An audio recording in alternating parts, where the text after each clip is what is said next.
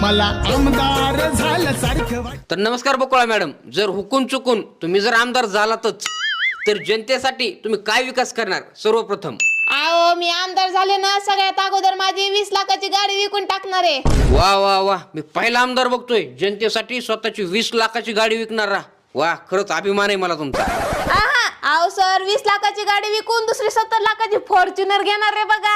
हा आता खेड्यापाड्यामध्ये गेल्यानंतर रस्ते कसले तर सगळे आदळे आपटीच येतं. आता मला रोज फिरावं लागत आहे. एका दुसऱ्या दिवशी माझी कंबर मोडली म्हणजे म्हणून ते पण माझ्यासाठी नाही, विकासासाठी गेले मी जनतेच्या. आणखीन काय विकास करणार तुम्ही? दुसरा विकास म्हणजे आओ सर ज्यावेळेस माझे कार्यकर्ते घरी येतील त्यावेळेस त्यांना बसायला जागा नाही हो, म्हणून मी काय करणार आहे 5 एकर मध्ये हे आलिशान बंगला बांधणार आहे बघा. मग त्या आलिशान बंगल्यामध्ये मस्त बसून राहतील बघा. माझ्यासाठी नाही बरं का, सगळं कार्यकर्त्यांसाठी आणि जनतेसाठी आहे. मला आमदार